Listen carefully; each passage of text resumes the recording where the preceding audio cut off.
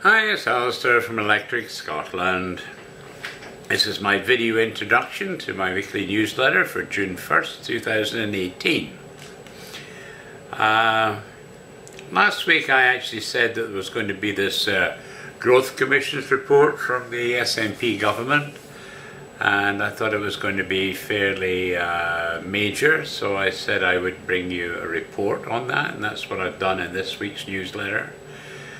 I decided that I would do a departure. I actually went to the national newspaper in Scotland, which is a pro-independence publication, and I thought I would take what I thought was the main headline from it. And so I've given you a story that was in that newspaper for you to read. From what I can see, the reaction has not been favourable to this, so I guess we'll just have to wait and see what happens. I've also given you a link so you can actually read. I think it's a 356 page report. It's a PDF file, so I've given you a link so if you wish to read it you can. And in the news I've given you basically a couple of stories that you might find of interest. But clearly it's got major implications for independence and the Scottish economy. One thing I did note is that they are still using the GERS report as the definitive document about the finances of Scotland, so that tends to rubbish people that tend to rubbish the GERS situation. But we can only see what goes on. Anyway, without further ado, here are the stories I picked for you this week. Kind of breaking news almost, but US tariffs on steel are absurd, says Trade Secretary Liam Fox. Just in the last few hours we've heard that the US is imposing a 25% tariff on steel and 10% on aluminium, which affects Canada, Mexico and the EU, and I think Australia as well. I see immediately that Canada has announced the intention, like for the 1st of July, they'll also put a 25% tariff against American steel and 10% in aluminium. As they understand it, on a net export-import basis, the US actually exports more steel to Canada than Canada does to the US. So this doesn't make an awful lot of sense, I have to say, so we'll see what goes on. Anyway, here's a story for you to read about that. Dare say there'll be more in the future. Next story I picked was UK trade in numbers. The Department for International Trade is tirelessly looking overseas for new opportunities and has released a fantastic booklet showing a snapshot of UK trade. It's a PDF file, and I thought it was quite interesting really, so it's a good little booklet to have at hand if you want to look at trade situations. Next story is the launch of the US Senate's UK Trade Caucus demonstrates American hopes for a Brexit Britain. So I thought that would interest both UK visitors and also the ones in the US. Next story is Heritage of Scotland's Travelling Community is being celebrated. The heritage of Scotland's travelling community is being highlighted in a major project to raise awareness of the country's oldest indigenous people and tackle prejudices against them. The next story is SNP Growth Commission's GDP growth rate claims. This is an article from the Chock-a-Blog, which I always believe is one of the very best blogs about the finances of Scotland. Next story is one that concerned me rather. It said missing persons investigations increased by almost 1,000 in a year. It said the number of missing persons reports investigated by Police Scotland increased to almost 23,000 last year. I had absolutely no idea that there was that many missing people in Scotland. And that was really good. I mean, I made a point of reading that. I was just appalled at that kind of figure. Then the next one I've got for you is exhibition celebrates Japanese whiskey pioneer Rita Cowan.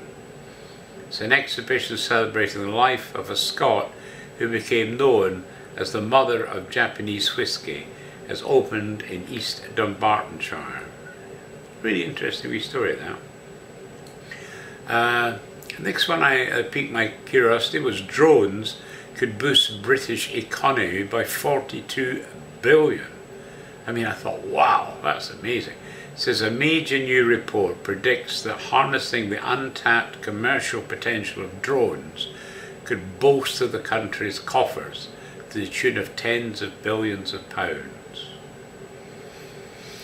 Then the next story is the EU has already lost the UK, it could lose Italy too.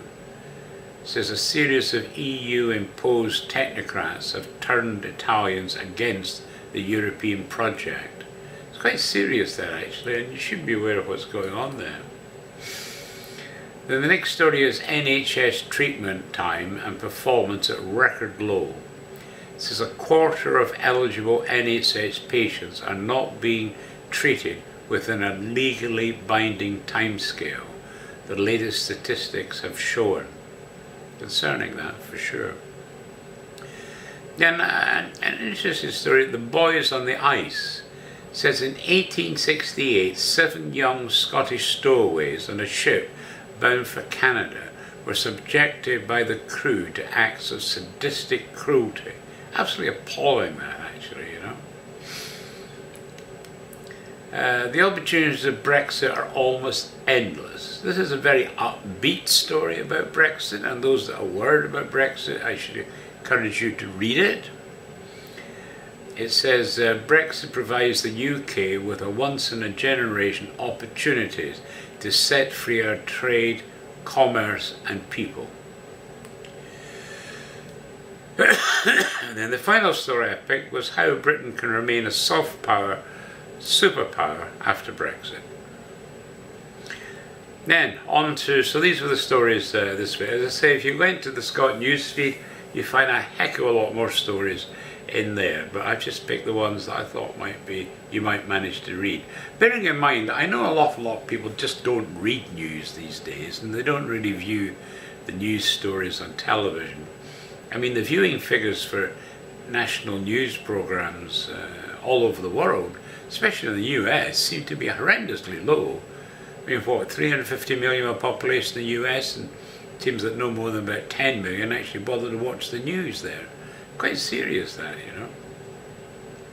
Okay, on to Electric Canadian. I've done another copy of the Transactions of the Canadian Society of Civil Engineers.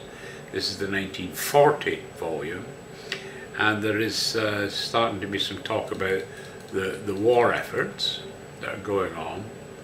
So some of the topics include air conditioning at the Alaska Highway, book reviews, developments in alloys, engineers for the Air Force, industrial development in Canada to meet the war emergency, mineral development north of the 54, obituaries, radio in Canada, timber of Canada, war potential of Canadian industry, and water supply practice.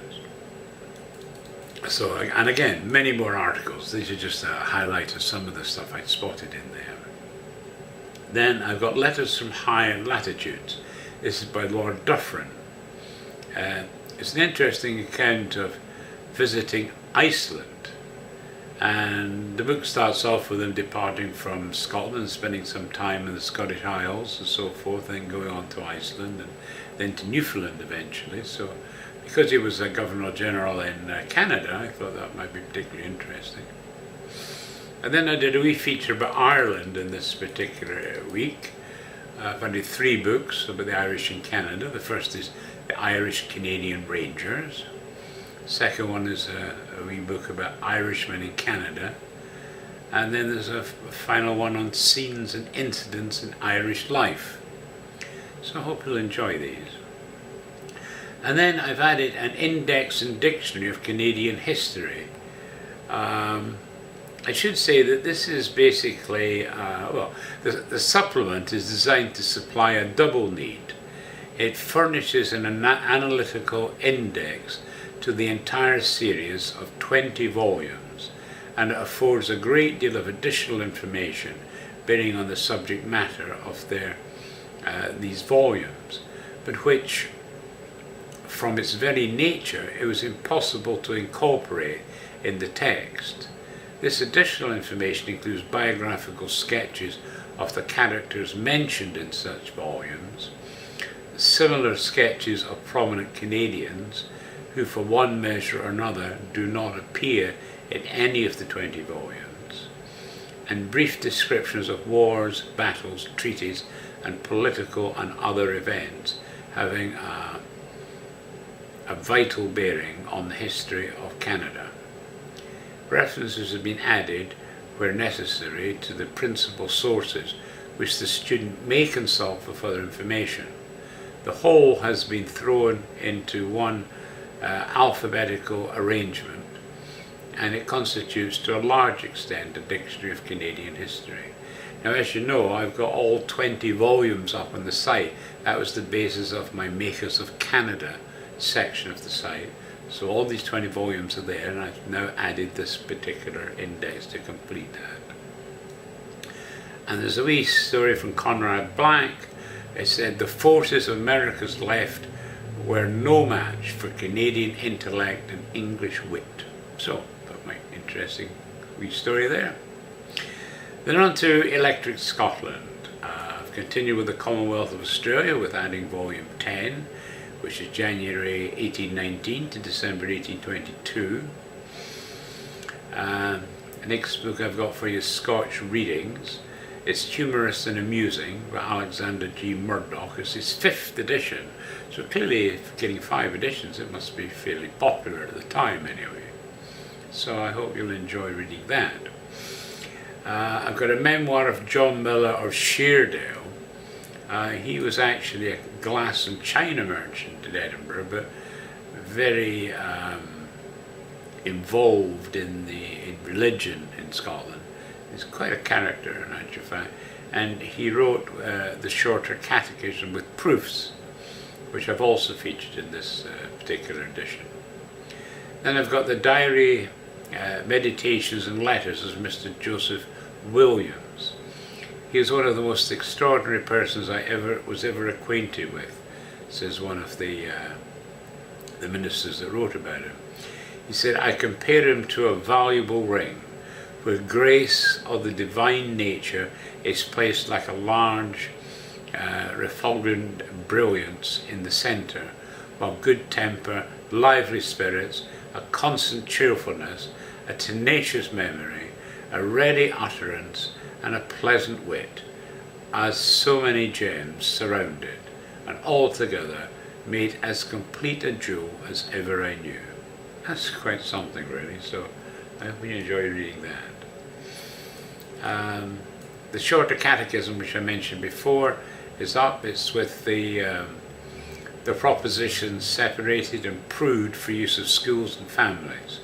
And that's by John Miller, also a 5th edition. So again, if it goes to 5 editions, it's going to be popular. Then I've got the Ballads and Songs of Scotland, in view of their influence on the characters of the people, by J. Clark Murray. This is actually a bit of a thesis that he did and wrote. It's now been published. I thought it was rather interesting, so I hope you'll enjoy reading that. Then a wee bit on Iceland, bearing in mind that the book above about Lord Dufferin writing about his trip to Iceland. This is the journal of a residence in that island during the years 1814 and 1815, containing observations on the natural phenomena, history, literature, and antiquities of the island, and the religion, character, manners, and customs of its inhabitants. It's by Ebenezer Henderson, and it's a 2nd edition, so again, must have been popular to have a 2nd edition.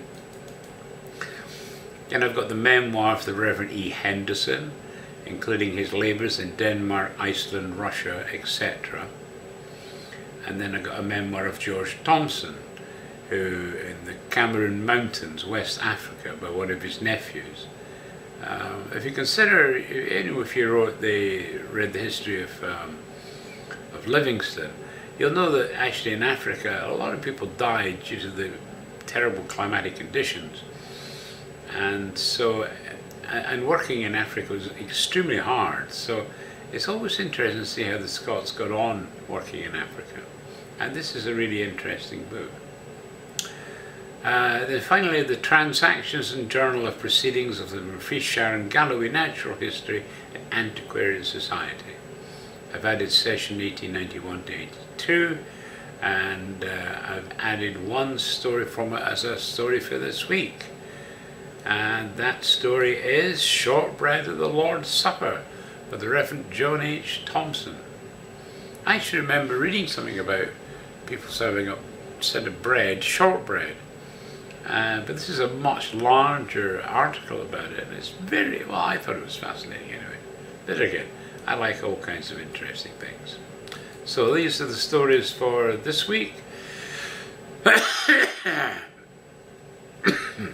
hope you enjoy it.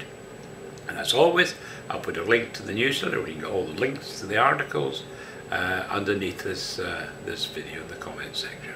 Okay. Well, I haven't heard from you, any of you from last week, so hope I'll hear from someone this week. Always nice to talk to you. Cheers, take care, bye bye.